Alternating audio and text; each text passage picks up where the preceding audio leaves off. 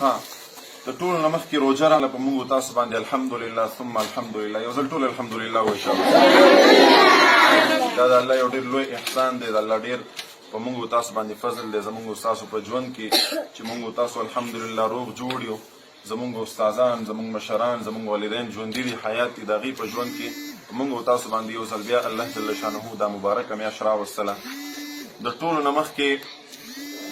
تاسو ټول به روژې نیسئ انشاءالله کم کم طلبا روژې نیسي لاس اوچت کړئ شاباس الحمدلله په ډېر ښه موسم کې لاس کښته کړئ په ډېر ښه موسم کې الله په موږ تاسو باندې روژه راوسته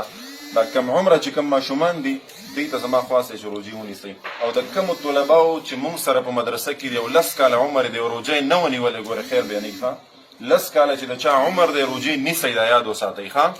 10 کاله 11 کاله 12 کاله روژې نیسئ چې اوس نه تاسو پې عادت شئ او 12 کلن چې کوم هلکان دي ځان به نه پټوئ ګورئ ښه په تاسو باندې روژې فرض دي فرض څه فرض دی در باندې ښه او دا فرض حکم دی خبرې رانه اوږدېږي زه تاسو ته راځم دې طرف ته چې ګوره روژه راغله په دې روژه کې به د نیکو اعمالو کوشش کوو ښه نیک اعمال څه دي دې روژه کې د قرآن عظیم الشان تلاوت به کوئ صحیح ده که نه الحمدلله هسې هم تاسو دلته موږ سره ناست یې کوئ دویمه خبره ده چې عام حالتونو کې موږ تاسو د قرآن ختم کوو هغه د قرآن ختم دی او یو ختم دی په ناظره باندې په رمضان المبارک کې چې څوک د قرآن عظیم الشان یو ختم وکړي دغسې په ناظره باندې نو دا داسې دی لکه په عام ورځو کې چې د اویا ختمونه وکړي سبحان الله څومره غټ پیکیج دی د الله جل شانه د طرف نه تاسو یو ختم په رمضان المبارک کې دغسې وکړئ ورته ګورئ په خوند باندې تلاوت کوئ منډې پکې مه وهئ عزتونه پکې مه لګوئ په خوند باندې د قرآن تلاوت کوئ نو دا داسې ده لکه تاسو چې اویا ختمونه کړي تاسو خلکو ته ویلی شئ ښه باقاعده دا ویلی شئ چې ما اویا ختمونه په رمضان کې کړي دغه رنګې که دوه دې وکړل نو 140 او داسې ورپسې ورځه نو انشاءالله العظیم ډېر زیات هم نه چې پکې منډې وي په تلاوت باندې خپل نه پوهېږي د تلاوت حق نشي ادا کولی منډې به پکې نه وهئ کم از کم 3 د ناظري ختمونه به کوو انشاءالله که نه اولني 10 ورځو کې دویم 10 ورځو کې او دریم 10 ورځو کې به انشاءالله 3 د ناظري ختمونه ټول کوو انشاءالله ها دویمه خبره ده د منځونو پابندي عام ورځو کې د انسان نه کمې کوتاهي کېږي رمضان المبارک کې به کمې کوتاهي نه کوي ټول منځونه به د جمع سره کوي انشاءالله دا د اوس نه عهد ځان سره وکړي کوو به انشاءالله دویمه خبره ده د رمضان المبارک د ټول نه غټ برکت دا دی ټول کال انسان دا وایي چې زه د تهجد لمونځ وکړم تهجد لمونځ وکړم چې یو ډېر لوی عظیم عبادت دی خو انسان ته موقع نه میلاویږي کله پکې وده شي او کله وده پاتې شي او کله یوه قصه کله بله قصه په ټول کال کې څوک 3 ځله تهجد ته نشي پاسېدلی خو دا د رمضان المبارک د الله جل شانه ډېر لوی فضل دی که څوک وغواړي که نه ټول رمضان انسان چې دی دا د تهجد لمونځ کولی شي د هغې وجه څه ده ته چې پېشمني ته پاسېدې نو پېشمني کې لا ټایم شته دی یو 10 منټه 20 منټه نیمه ګنټه مخکې پاسېږه لاړ شه اودس وکړه پېشمني ته پاسېدلو طریقه دا ده چې ته لاړ شه اول اودس وکړه په اودس سره به ته فرېش شي تا نه به ټوله خوب او اثرات هر څه به ختم شي درنه اودس چې وکړو د هغې نه پس به څه وکړې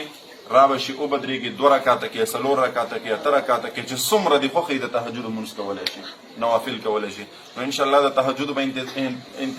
اهتمام کوو انشاءالله که نه ټول ها که ماشومان یې که واړه یې او که غټ یې چې څومره یې ټول به انشاءالله د دې اهتمام کوو صحیح ده که نه کور کې هم دا ووایي مور ته م وایي خویندو ته م وایي مشرانو ته م وایي ورته وایي پېشمنۍ بعد کې تیاروئ اول 2 رکاته 4 رکاته تهجد لمونځ کوئ صحیح شو کوو به انشاءالله باقي ګورئ روژه به په دې نه رالنډو چې فیسبوک خلاص کا فلم وګوره ډرامه وګوره خپل کور کې د دې نه دا ټول خلک منې دي کم از کم دغه یو میاشت په کور کې دغه د ډرامو دا ټول عمر د بندول پکار دي خو په دې میاشت کې لازمي ده چې موږ تاسو دا هر څه بند صحیح شو دا عام خبرې دي ښه ورپسې کومه د کار خبره چې تاسو زه کول غواړم هغه دا ده زموږ یو قاري صاحب دی ابراهیم قاري صاحب نوم یې دی ماشاءالله ډېر خدمت کوي خاص کار موږ سره ډېره مینه لري هر کال موږ ته دا نقشې رالیږي او دا ځلې ماشاءالله تقریبا 90 دانې رالیږلي دي 90 دا دغه دي دا نقشې د رمضان المبارک او دې دپاره یې رالیږلي چې قاري صاحب دا ځلې خپلې طلباو ته مو ورکړه پکې تقسیم یې کړه خرچه یې پرې کړې دا وخت یې پرې لګولی دی موږ تاسو ته فري رالیږلي دي نو په دې کې زه تاسو یو خبره وکړم ډېر خلک داسې دي ما تاسو ته مخکې ویلي وو چې ټوله روژه به روژې ونیسي 10 روژې به یې نیولې د قیامت په ورځ به د هغه په ریکارډ کې یوه روژه هم نه موجوده 50 کاله 40 کاله به په اسلام کې تېر کړي خو په ریکارډ کې به یې روژه موجوده نه وي دا ولې د هغه به د روژې حفاظت نه وي کړی روژه به یې په خپل وخت باندې نیولې نه وي په خپل وخت به یې ماته کړې نه وي ډېر خلک داسې شته زموږ ستاسو مشران زموږ ستاسو کورونو کې دا غضب دی چې د پېشمني وخت دې ته نه معلوم چې څه ټایم پېشمني شروع کیږي او څه ټایم ختمیږي. پېشمني دې په څه باندې بندوي؟ په اذان باندې. مؤذن صاحب چې ودرېږي الله اکبر الله اکبر، او ډېر خلک تاسو به داسې هم لیدلي چې هغې د اذان تر ختمېدو پورې خوراکې ویلی پکې لا اله الا الله نه دی ویلی، څوک پکې لا وایي حي علی الصلاه او حي علی الفلاح پکې لا نه دی ویلی. داسې خلک شته دی ښه. نو الله یې د دې په حال باندې رحم وکړي، د دغسې خلکو روجې نه کېږي. ګورئ دا نقشه ده د علماو چې دی دا مقرر کړې ده. دا اوس د پېښور دپاره ده، د هرې ضلعې دپاره، د هر ځای دپاره خپله خپله نقشه ده. دا نقشې به زه په تاسو باندې اوس تقسیموم، دا به ځان سره کور ته ویسئ. نن چې دی 11 تاریخ، سبا 12 تاریخ، دلته به ګورئ، دلته کې د روژه ماتي درته خپل وښودلی دی، د پېشمني درته خپل وښودلی دی. تاسو به ملایانو ته نه ګورئ چې ملایان څه ټایم اذان کوي او څه ټایم یې نه کوي، هغې ته به نه ګورئ. تاسو به دلته ګورئ چې کله مطلب ګورئ دلته کې په 12 تاریخ باندې چې کوم سبانۍ چې کوم پېشمنۍ به بندېږي که نه، نو هغې د 15 بجې ټایم یې ورکړی دی، پوره 15 بجې. نو تاسو به 10 منټه کم 15 منټه کم 15 بجې به تاسو څه کوئ؟ پېشمنۍ به بندوئ د سهار. صحیح شو؟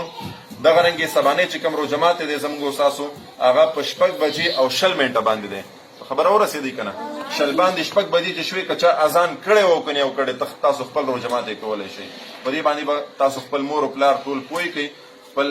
کور کې به دا ولګوئ، کې به ږدئ ځان سره د روژه ماتې په وخت کې مور ته ګورئ او د پېشمني په وخت کې به هم دې ته ګورئ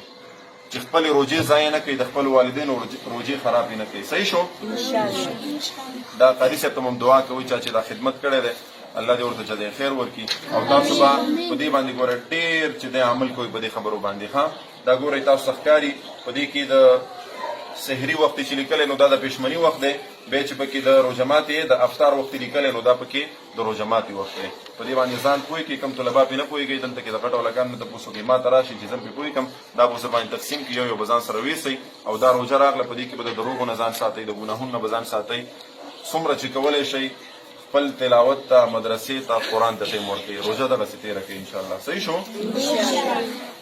او واړه ماشومان چې څومره دي تاسو ټول د روژو اهتمام وکړئ، روژې ونیسئ. الله یې د عمل کولو توفیق را نصیب کړي. دویمه خبره دا زما خو مړی انتهایي درد کوي.